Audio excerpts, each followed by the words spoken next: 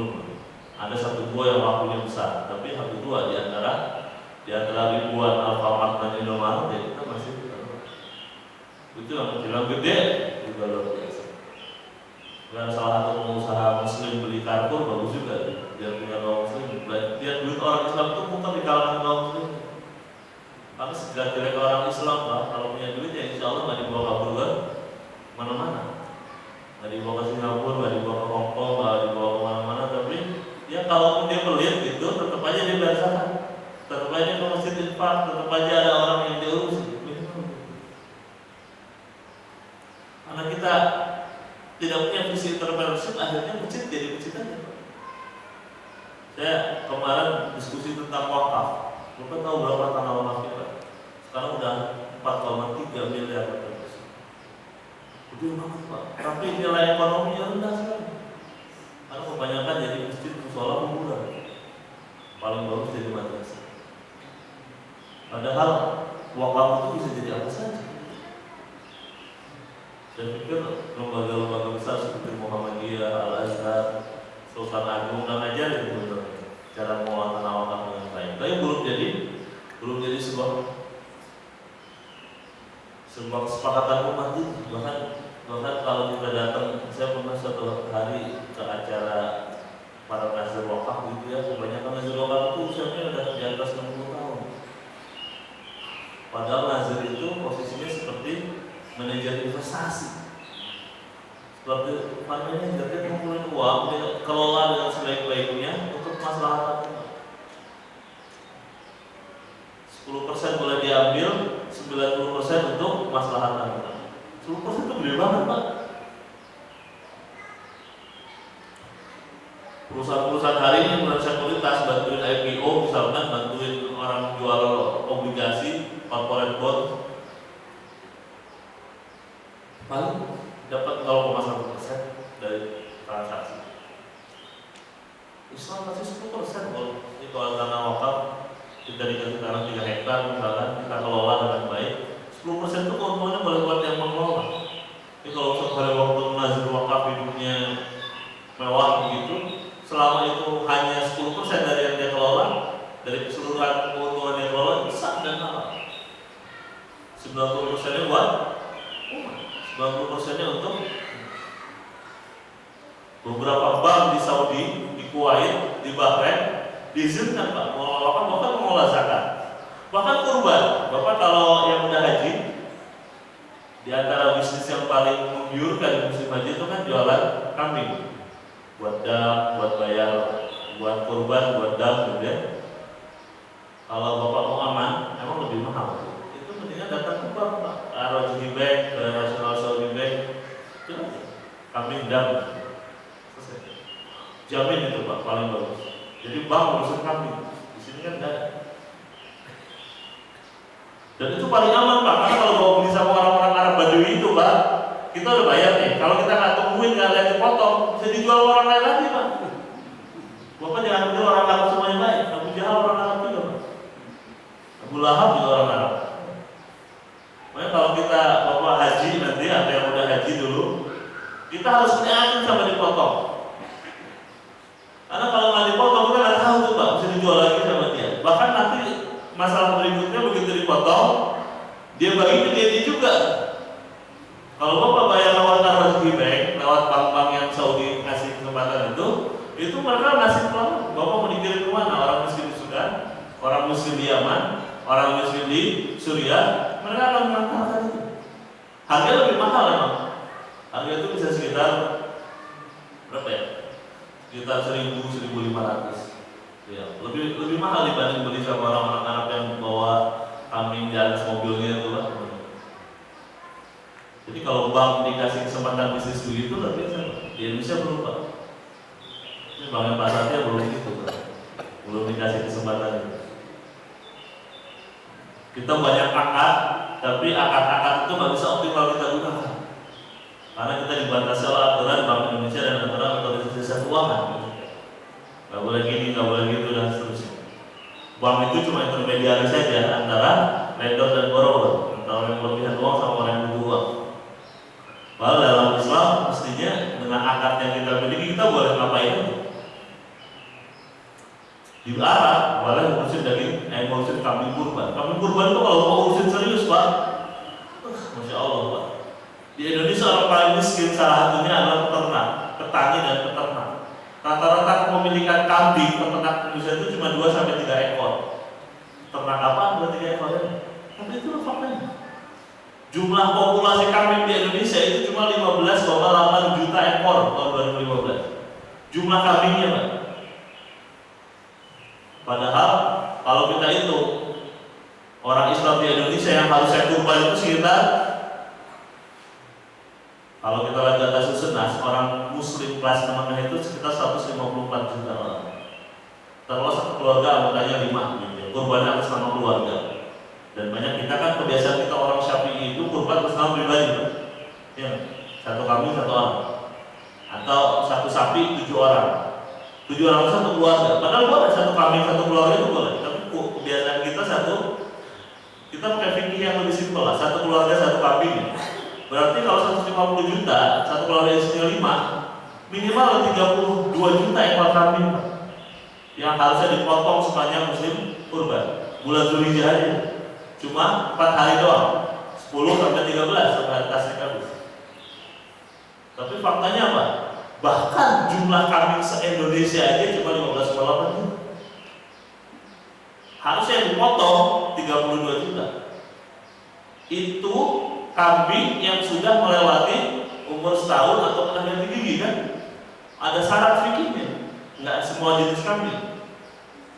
Siapa yang suka makan kambing di laka-laka warung sate Tegal itu kan di bawah 5 bulan, empuk begitu kan? Ini ada umurnya. Jadi kalau kambing ini sebanyak itu, kamu bisa hitung. Berarti total populasi kambing mestinya di Indonesia itu minimal 50 juta. Dari yang bayi sampai yang 50 juta Pak, kamu bisa bayangkan. Dari Aceh sampai Papua kira-kira butuh berapa lagi tambahan fakultas peternakan? Butuh penyuluh peternakan, butuh. Nah, itu kulit yang dihasilkan dari kurban Pak. Saya 2 minggu lalu menjelang puasa itu sempat ke Turki Pak. Sempat mampir ke sebuah pabrik kulit yang sangat bagus. Jual jaket mahal-mahal Pak, jaket itu 10 juta, 15 juta. Bahkan dia adalah supplier dari beberapa brand ternama dunia, brand fashion ternama dunia. Jadi bahannya dibikin di situ, dikirim ke Italia, dikirim ke Paris. Bapak tahu Pak? Kulitnya dari apa? Dari kulit kambing korban. Dia bilang di Turki ini ada 5 juta ekor kambing dipotong tiap tahun, dan kami bisa ngambil sekitar 2 jutanya lah, 2,9. Dia punya beberapa pabrik pengolahan kulit di. Kalau kita paling potong dari beduknya yang menjadi rebat, sehingga nilai tambahnya rendah betul. Itu kalau dikelola dengan sungguh-sungguh, kulitnya doang jadi bisnis fashion Pak. Jadi dulu pernah saya bahas mungkin awal itu, kita itu seringkali miskin bukan karena apa-apa, tapi karena kita tidak taat beragama. Orang Islam di Indonesia jadi susah, banyak orang miskin nggak lurus karena kita tidak taat beragama. Urusan kurban aja udah contoh. Belum urusan yang lain, zakat, wakaf, mungkin Bapak bosan betul dengar. Potensi wakaf kita, potensi zakat kita 220 triliun. Bahkan ngumpulin 3 triliun setahun aja susah benar Pak. Berdarah-darah. Yang salah siapa? Ya kita tidak taat beragama, sehingga orang miskinnya nggak tahu. Kalau kita beneran tuh 200 triliun kita kumpulin dulu yang banyak. Kalau duitnya udah banyak kita tahu cara pakainya. Ya nggak? Ngabisin duit kan paling gampang. Siapa di antara kita yang paling bisa ngabisin duit? Yang susah kan nyari duitnya. Kalau ngabisin pun nggak pakai mikir juga habis. Cuma zakat itu ambil harus bertanggung jawab. Ngabisinnya dengan pemberdayaan, menghabiskannya dengan cara yang harus akuntabel dan seterusnya. Tapi esensinya apa? Karena kita tidak taat beragama. Di era Abbasiyah, Utsmaniyah, hampir semua lembaga wakaf itu mengumpulkan dana yang nilainya lebih besar daripada APBN-nya. Dulu zaman Harun al-Rashid ada proyek bangun saluran air dari Kufah sampai ke Arafah supaya jamaah haji itu bisa dapat air. Itu istrinya ketua tim penggerak PKK Abbasiyah waktu itu, Ibu Zubaidah, istrinya Harun al-Rashid. Istrinya Khalifah itu punya ide perempuan apalagi bersuci susah betul di Arafah. Maka dia bikin pemikiran tahun depan mesti ada saluran air yang menghubungkan titik-titik orang yang berkumpul untuk perjalanan haji sampai ke Arafah. Biayanya 600.000 dinar. 600.000 dinar itu kalau Bapak kaliin 1 dinar itu 4,25 gram emas. Kalau 1 gram 600.000 itu kira-kira 1,4 triliun. Itu dulu APBN-nya Abbasiyah, kehilafahan Abbasiyah yang Khalifah Harun al-Rasyid itu nggak nyampe segitu. Terus gimana cara bangunnya? Dengan wakaf dan hasilnya luar biasa. Jadi itu bahkan kalau kita ke Arafah ada beberapa bekasnya masih ada. Ya, cuma karena sudah 1000 tahun lebih ya udah hilang, nggak kelihatan bekasnya. Mesti saluran airnya udah nggak kokoh betul, tapi jari-jari seperti. Jadi sekali lagi karena kita tidak taat beragama, sehingga kita jadi miskin.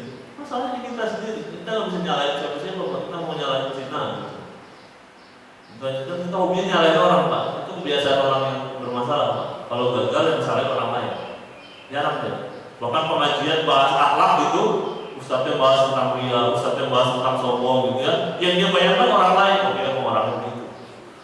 Bukan diri kita, Pak. Jarang, Pak. Ustadznya bahas tentang akhlak buruk gitu. Biasa langsung kebayang tuh muka-muka. Tapi bukan orang, bukan kita sendiri. Kan? Oh benar tuh tetangga saya ini kan. Bos saya di kantor, semua kita bayang. Kita hobinya begitu, Pak. Makanya salah satu materi yang penting dibahas adalah mengenal diri sendiri, Pak. Ma'rifatun nafs. Karena kata Rasulullah, man arafa nafsahu faqad arafa rabbahu. Kalau mau kenal sama Allah, kenal diri kita sendiri, Pak. Yang kedua tadi, visi entrepreneurship kita, jiwa kewirausahaan kita itu PR yang paling serius. Kita bahkan merasa tidak bersalah dan baik-baik saja ketika kita belanja ke orang lain yang uangnya terkumpulkan dan entah buat apa. Saya kalau baca keuangan, laporan keuangan beberapa perusahaan yang retail terutama, yang di mana kaum muslimin belanjanya banyak ke sana. Uang kaum itu banyak. Kalau kita hitung-hitung data di OJK, tahun lalu saya pernah hitung dengan beberapa mahasiswa saya di UI, teman-teman di UI, kira-kira uang kita itu sudah 4.000 triliun, Pak. Minimal jumlah uang kaum muslimin di Indonesia. Jadi total uang di industri keuangan Indonesia itu sekitar 10.000 triliun. Berapa? 4.000-nya itu punya kaum muslimin. 4.000 triliun kan banyak banget, Pak. Jadi tabungan Bapak dikumpulin tuh, yang tabung 1 juta, 2 juta, 10 juta, sampai 2 miliar itu dihitung cuma dikumpulin itu 4.000 triliun. Berapa? Gede banget itu, Pak. APBD Depok aja 2 triliun, Pak. Doang. Jumlah kaum muslim itu banyak. Uang kaum muslim itu banyak. Dari angka itu kita bisa membuat prediksi tentang berapa potensi zakat, berapa potensi wakaf, berapa harusnya yang dibelanjakan kaum muslimin, belanja kaum muslimin buat apa saja, kita bisa hitung. Buat tourism sekian, buat beli sepatu sekian, kita bisa hitung. Nah masalah besar kita kan, Pak, kita punya uang banyak, tapi kita cuma jadi pasar. Sehingga begitulah nasib kita hari ini. Padahal Gandhi aja dulu, Gandhi Pak bukan orang Islam. Jadi dia bikin gerakan India tuh nggak boleh pakai baju kecuali bikinan orang India. Kalau dia nggak boleh makan gandum kecuali gandum dihasilkan di tanah India dan seterusnya. Dulu Bung Karno bikin konsep pernikahan. Karena mungkin ke situ udah makin lulusnya, dia nggak tahu. Kalau pakai ini mungkin baju nggak tahu, ini baju bikinan Bandung. Tapi bahannya juga dari Bapak kayak Bapak umroh tuh boleh oleh-oleh dari tak semua main izin kan dari sajadah tasbih segala. Ya mungkin dunia hari ini memang udah jadi satu small village, jadi kampung kecil sehingga pergerakan barang begitu cepat itu oke. Tapi jangan sampai kemudian umat ini juga terus-menerus cuma jadi konsumen doang, jadi pembelinya doang. Udah terus membalikkan. Cuma kalau kita beli orang Islam juga Tanah Abang itu bulan Ramadan omsetnya bisa 1,2 triliun sehari. Makanya saya terus orang yang tidak pernah menyarankan kita Ramadan ke Tanah Abang terus.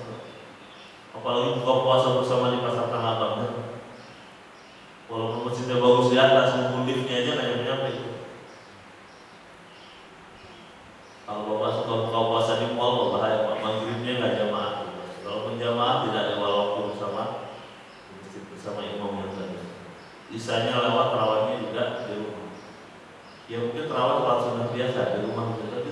pahalanya luar biasa besar. Dan kalau bikin buka puasa di rumah aja, di masjid, di rumah paling bagus.